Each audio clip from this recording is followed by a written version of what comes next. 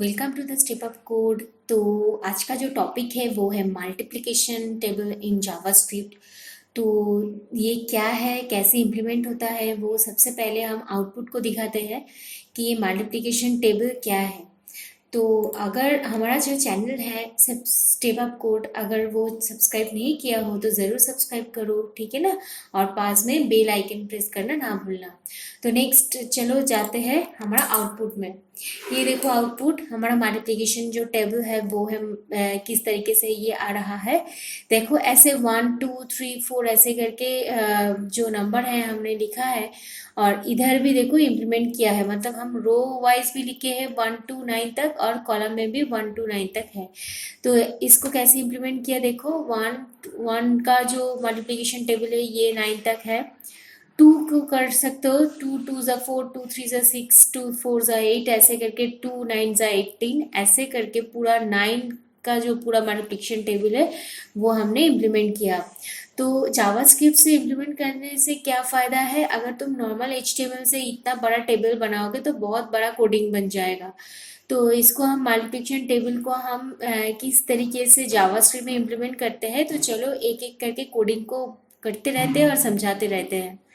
तो सबसे पहले एक काम करते हैं, इसको ना हम साइड में रख देते हैं। तो इससे फ़ायदा क्या होगा, हम जब भी इसका लाइन जो है हम लिखेंगे तो मुझे पता चलेगा कि कौन सा लाइन किसके लिए हमने इम्प्लीमेंट किया है। तो चलो सबसे पहले शुरू करते हैं। इसको पहले सेव कर लेते हैं, इसको पहले सेव कर लेते हैं ऐसे मल्टीप्लिकेशन टेबल डॉट HTML देकर ऐसे सेव कर देते हैं इसको, ठीक है ना। इसको हम सेव करते हैं, देखो ऐसे लेस देन h हो गया। फिर इसको मल्टीप्लिकेशन अंडरस्कोर कुछ भी नहीं, मल्टीप्लिकेशन टेबल पूरा लिख दो, हो गया। इसको हम बॉडी में ही इम्प्लीमेंट करते हैं स्क्रिप्ट टैग को, इसीलिए इसको इनलाइन जावास्क्रिप्ट भी से भी यूज़ कर सकते हो। तो मैंने इनलाइन जावास्क्रिप्ट से ही कर रहे हैं। तो सबसे पहले देखो ये जो हेडिंग है, ये हम हेडिंग किस तरीके से लिखेंगे, स्क्रिप्ट टैग के अंदर हम लिखेंगे ऐसे document dot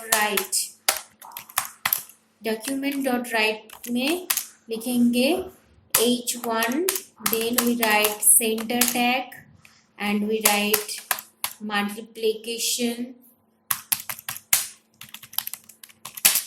table, then close the center tag and h1 tag also. Okay, next start to create table tag. तो within document.write we can create table tag also. तो within double quote we can write table tag like this, then border tag को लिखो border equal to, अब देखो हम table tag के अंदर जब बॉर्डर लिखते थे ना HTML में, वो क्या होता था, हम 0 डबल कोट के अंदर लिखते थे। बट ये ध्यान में रखना ज़रूरी है अभी से कि डबल कोट के अंदर डबल कोट लिखना नहीं चलता, ठीक है ना। डबल कोट के अंदर अगर तुम डबल कोट नहीं लिख सकते तो क्या लिख सकते हो, डबल कोट के अंदर तुम सिंगल कोट यूज़ कर सकते हो। तो इसीलिए हम देखो सिंगल कोट यूज़ कर रहा है इसमें। बॉर्डर इक्वल टू 1, फिर विथ इक्वल्स टू 50% ऐसे दे दो 50% को।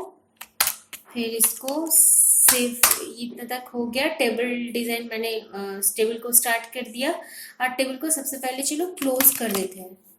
डॉक्यूमेंट डॉट राइट के अंदर हम टेबल टैग को क्लोज कर देते हैं। हाँ हो गया। फिर क्या होगा, इसके अंदर जाएंगे, अब मेरा एक्चुअल काम शुरू हो जाएगा। कैसे होगा देखो, ये जो है ना 1 2 3 4, ये रो वाइज को हम किस तरीके से इम्प्लीमेंट करेंगे, फॉर लूप से करेंगे। फॉर लूप का तो मैंने असाइनमेंट दे भी दिया था प्रीवियस सेशन में, और जो क्लास था जो फॉर लूप का वो भी दिखा दिया था किस तरीके से इम्प्लीमेंट होता है। तो ये जो फॉर लूप है, फॉर लूप में इसमें कितना फॉर लूप यूज होगा, 2 फॉर लूप यूज होगा, क्योंकि देखो रो वाइज होता है, जैसे रो भी इंक्रीमेंट कर रहा है और एक रो में 9 तक भी कॉलम बन रहा है। तो इसके लिए तुमको फॉर 2 बार यूज करना पड़ेगा। एक होगा इनर फॉर और एक होगा आउटर फॉर।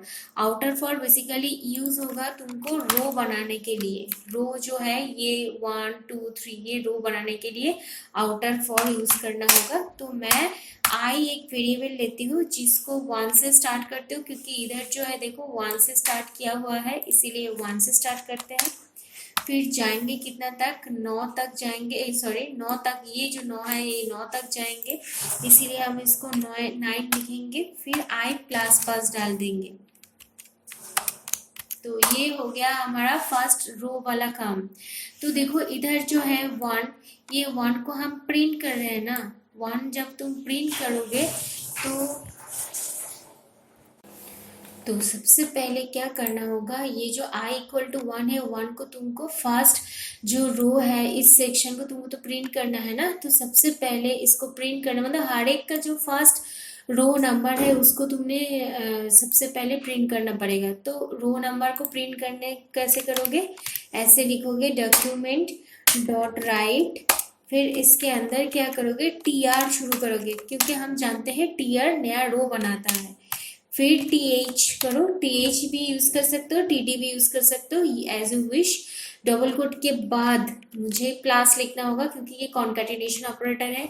आई को लिखना पड़ेगा क्योंकि I is a column number, sorry row number, क्योंकि देखो इसमें रो नंबर प्रिंट हो रहा है हर एक में स्टार्टिंग में, तो इसलिए आई को प्रिंट करना पड़ेगा। फिर टीएच को क्लोज करना पड़ेगा। अभी टीआर को क्लोज मत करो क्योंकि टीआर जो है वो शुरू हुआ है, ये पूरा कॉलम कंप्लीट होने के बाद ही टीआर क्लोज होना चाहिए। तो इसीलिए इसमें फॉर लूप फिर से शुरू कर दो। इसमें जो फॉर लूप आएगा, नेक्स्ट जो फॉर लूप है ये है कॉलम के लिए यूज होगा, इसको हम जे से स्टार्ट करते हैं। और जे देखो इसमें जो कॉलम नंबर है, देखो 1 तो ऑलरेडी ले चुकी हूँ मैंने, तो प्रिंटिंग कहाँ से शुरू करेंगे, 2 से, मतलब मुझे सेकंड से शुरू होगा, इसीलिए इधर क्या लिखोगे 2। तो ये हो जाने के बाद जे लेस देन इक्वल टू 9 करो, सॉरी जे प्लस प्लस कर दो। ये हो जाने के बाद इसमें लिखो डॉक्यूमेंट डॉट राइट और इसमें टीडी टैग शुरू करो। टीडी टैग के बाद देखो हर एक जो लाइन है देखो क्या हो रहा है, देखो 2 2 4 2 3 6, ये फिर ये जो फर्स्ट कॉलम देख लो ये पूरा 1 का मल्टीप्लिकेशन टेबल है। तो ये ऐसे मल्टीप्लाई कैसे हो रहा है, मतलब तुम्हारा जो आई है, आई के साथ जे को मल्टीप्लाई करोगे तो हर एक रो का कॉरेस्पॉन्डिंग जो मल्टीप्लिकेशन टेबल है वो निकल जाएगा। मतलब तुम इस तरीके से लिखो आई इंटू जे प्लस देकर टीडी को क्लोज करो। इसका मतलब क्या होगा, पहले कर देती हूँ फिर बताती हूँ। ये कॉलम हो जाने के बाद, सॉरी ये कॉलम हो जाने के बाद डॉक्यूमेंट डॉट राइट फिर टीआर को क्लोज करना पड़ेगा। अभी मैं समझाती हूँ, देखो ये जो 1 है ना, आई इक्वल टू 1 के लिए जे 2 से 9 तक घूमेगा। और देखो आई का वैल्यू अभी 1 है, 1 इंटू 2 2 होगा, 1 इंटू 3 3 होगा, 1 इंटू 4 4 होगा, ऐसे करके 9 तक घूमने के बाद जब 10 आएगा तो 10 जब पाएगा जे तो तब इंक्रीमेंट जो है कंडीशन फॉल्स हो जाएगा, वो तब निकल जाएगा, मतलब तभी इधर से निकलने के बाद टीआर टैग क्लोज कर देगा, मतलब ये जो रो है वो क्लोज हो जाएगा।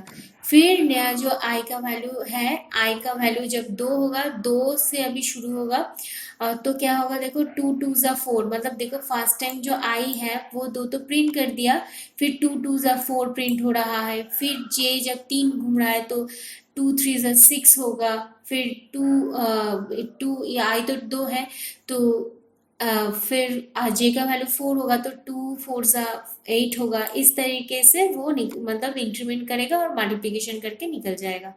तो ऐसे करके ए जब एक बार घूमेगा तो ये 9 बार, मतलब 2 से लेकर 9 तक वो लूप चलेगा। इस तरीके से मल्टीप्लिकेशन जो टेबल है मैंने बनाए हैं, ये तुम लोग चलो इसको पहले सेव करके देख लेते हैं कि ये जो तुमने प्रोग्राम किया वो परफेक्ट है कि नहीं। तो इसको सबसे पहले तो इधर जो है, चलो इसको रन करके देखते हैं। इसको ऑलरेडी हमने सेव कर चुकी हूँ, तो इसलिए कंट्रोल एस मारो, फिर ओपन इन ब्राउजर। देखो मल्टीप्लिकेशन टेबल का जो आउटपुट है वो निकल गया हमारा इस साइड में। तो अगर चाहते हो 10 तक करे तो इधर 10 लिख सकते हो, इधर भी 10 दे सकते हो, तो 10 तक पूरा घूमेगा, ठीक है ना।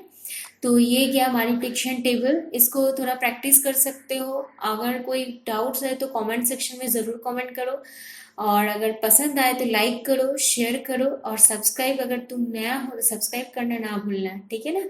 तब तक के लिए गुड बाय।